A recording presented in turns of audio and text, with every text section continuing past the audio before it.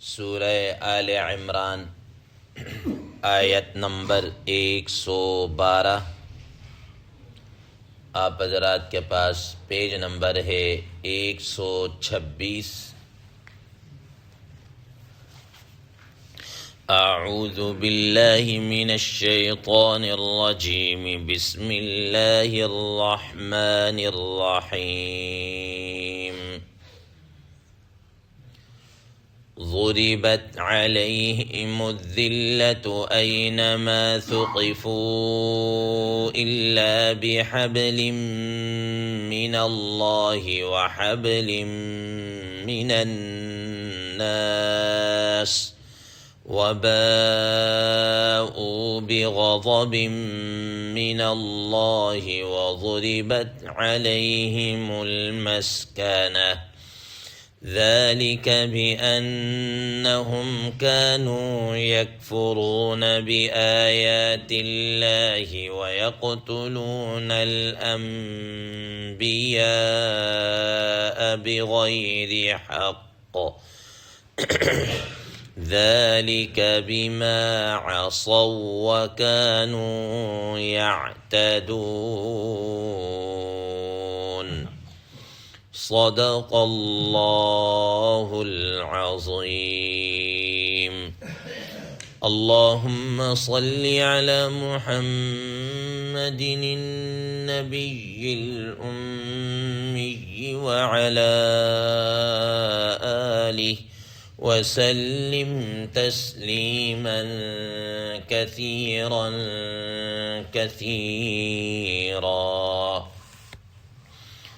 محترم سامعین کرام،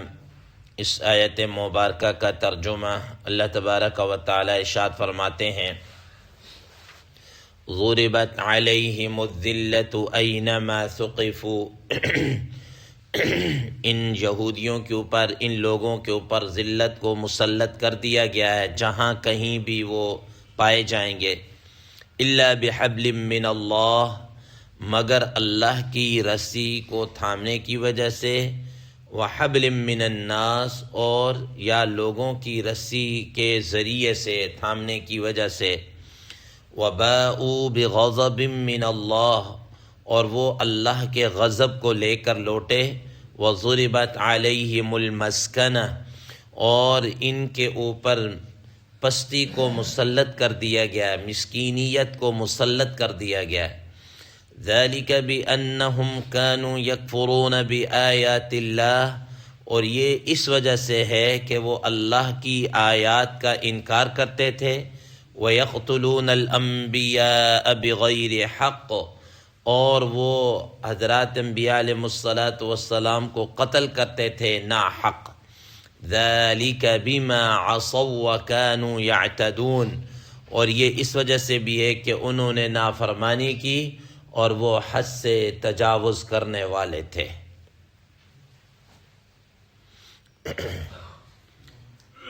محترم سامعین کرام، جیسا کہ آپ حضرات کے سامنے یہ بات آ چکی، ما قبل کے اندر اللہ تبارک و تعالی نے یہ بات فرمائی کہ جس طریقے سے نبی کریم صلی اللہ تعالی علیہ وسلم افضل الانبیاء ہیں،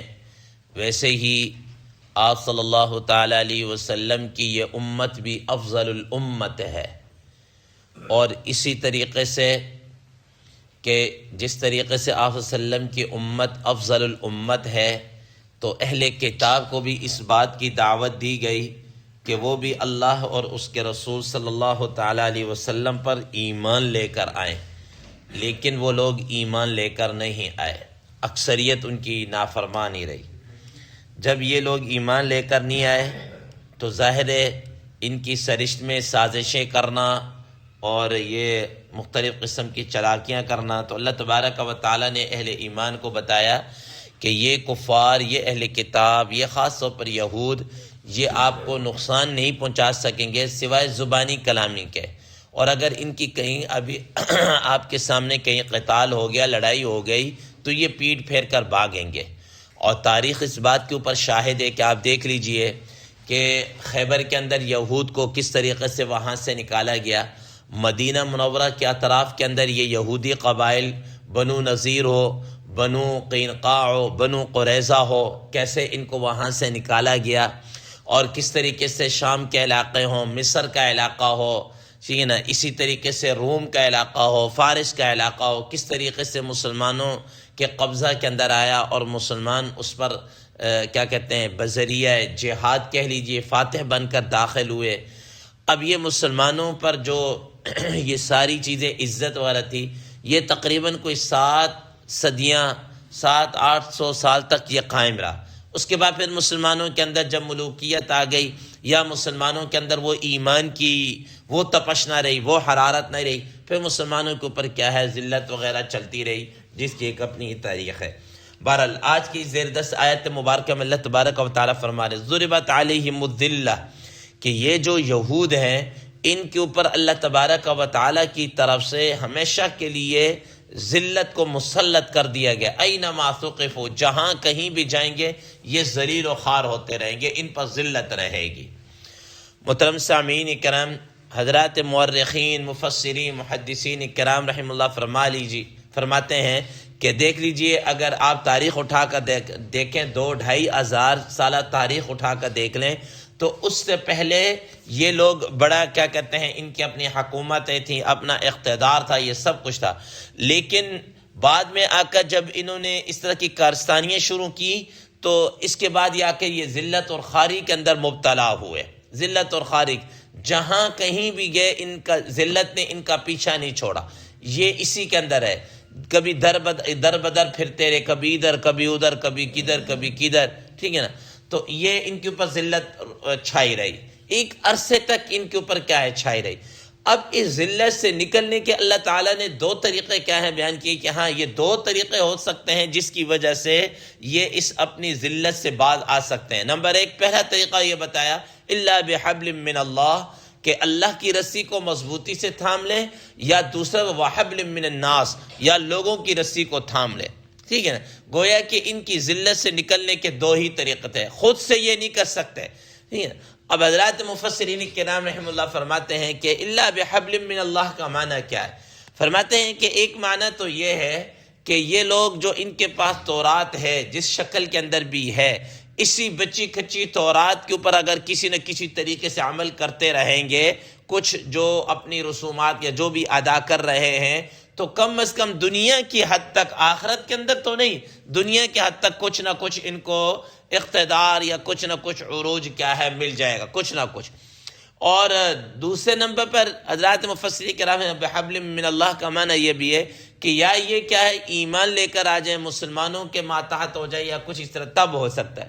دوسرے نمبر پر فرمایا کہ وحبل من الناس، لوگوں کی رسی کے ذریعے سے، لوگوں کی رسی کے ذریعے سے، کہ خود تو ان کے اندر اتنی وہ نہیں ہوگی، اپنی حیثیت نہیں ہوگی، لیکن یہ مختلف اقوام کی سازشوں کے ساتھ یا مختلف لوگوں کے ساتھ مل کر یہ کیا ہو جائے گا، اپنے اقتدار کے اندر آ جائیں گے، اقتدار کے اندر آ جائیں گے۔ محترم سامعین کرام، اب آپ دیکھ لیجئے حضرات مفسرین، موجودہ دور کے علماء کرام رحم اللہ فرماتے ہیں کہ جب سے یہ اسرائیل کا ایک وجود آیا، ٹھیک ہے نا، ان کی اسٹیٹ بنی، تو لوگوں نے یہ کہنا شروع کر دیا کہ قرآن مجید کا جو ایک چیلنج تھا، جو قرآن مجید نے ایک بات بتائی تھی، وہ تو العیاذ باللہ کہیں جھوٹی ہو گئی، کہ یہودیوں پر تو ذلت رسوائی مقدر رہے گی، ہمیشہ ہمیشہ رسوائی مسلط رہے گی، ان کو یہ نہیں ہو سکتا، وہ نہیں ہو سکتا، ٹھیک ہے نا۔ اب دیکھیں ان کو اقتدار مل گیا، یہ آ گیا، ایسا ہو گیا۔ تو اس ضمن کے اندر حضرات علماء کرام رحم اللہ یہ فرماتے ہیں کہ پہلی بات تو یہ ہے کہ قرآن مجید میں یہ کہیں بھی نہیں آیا، یہ کہیں نہیں لکھا کہ ان پر اگر ذلت اور رسوائی ہوگی تو تا قیامت ذلت اور رسوائی رہے گی، ایسا نہیں، کہ ان کی سازشوں کی وجہ سے ان پر رسوائی ان کا ایک طرح سے مقدر ہے، یہ لگی رہے گی ان کے ساتھ، ٹھیک ہے نا۔ تو یہ ہمیشہ رہے گی یا کب تک رہے گی، یہ اللہ تعالیٰ کے علم ہے۔ دوسرے نمبر پر فرماتے ہیں کہ دیکھیں قرآن مجید نے یہ بات ارشاد فرمائی تھی وَحَبْلٍ مِّنَ النَّاسِ، ٹھیک ہے نا، بحبل من اللہ یا حبل، 2 ان ذریعوں سے یہ کیا کر سکتے ہیں، ان پر یہ رسوائی ختم ہو سکتی ہے یا کم ہو سکتی ہے۔ وہ کیا ہے کہ لوگوں کے ذریعے سے کم از کم یہ کیا کر لیں، کوئی اپنی طاقت اور اپنا اقتدار منوا لیں۔ اب آپ دیکھ لیجئے کسی ایک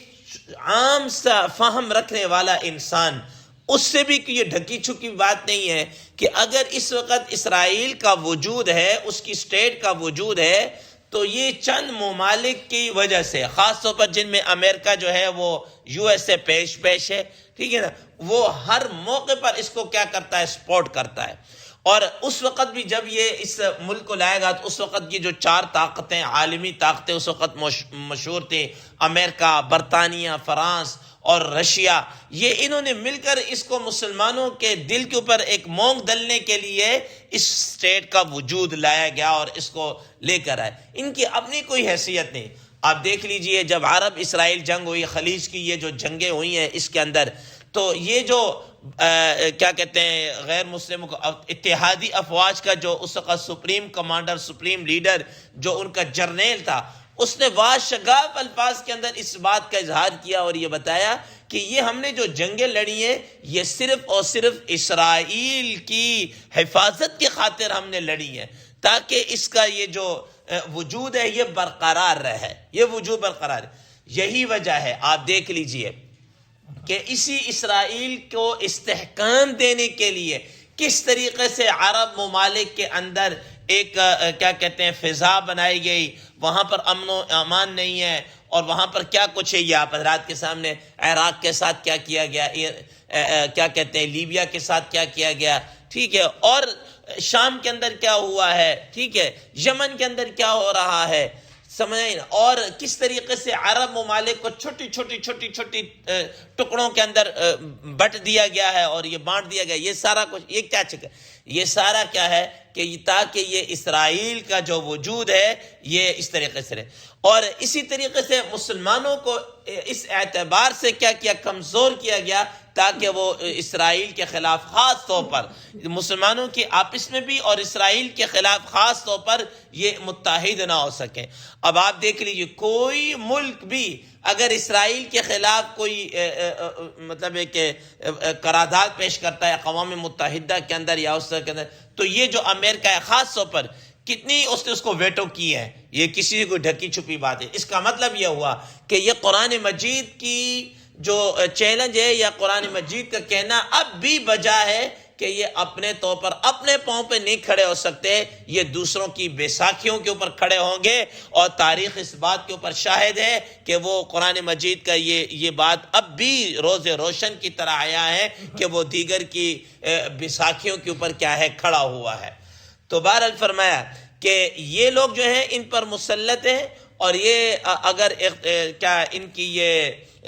ذلت اگر ختم ہوگی تو 2 وجہوں سے ہوگی، یا بحبل من اللہ یا بحبل من الناس۔ بحبل من اللہ تو ان کی مقدر میں شاید نہیں تھا کہ یہ قرآن کو مان لیتے اور رسول اللہ صلی اللہ علیہ وسلم پر ایمان لے کر آتے، یا کم از کم تورات کے اوپر یہ حقیقی معنوں میں ایمان رکھتے، یہ تو ان کی قسمت میں نہیں ہے۔ لیکن وحبل من الناس، سازشوں کے تحت جناب اعلیٰ ان کے ساتھ کیا گیا۔ آپ حضرات نے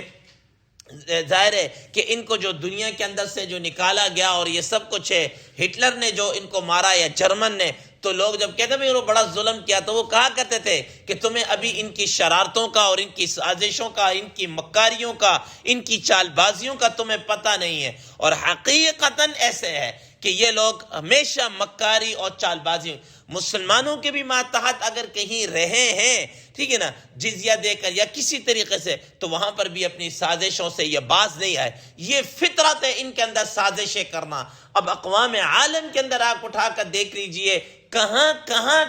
کن کی سازشیں نہیں ہو رہی، کس طریقے دنیا کے وسائل کے اوپر قبضہ کرنا اور یہ ساری چیزیں کرنا۔ ما بقیہ انشاءاللہ کل کے 10 میں ذکر کیا جائے گا کہ وباء بغضب من اللہ وضربت علی المسکنہ اور دیگر انشاءاللہ کل کے 10 میں ذکر کیا جائے گا۔ اللہ تبارک و تعالی عمل کی توفیق عطا فرمائے۔ وآخر دعوانا الحمدللہ رب العالمین۔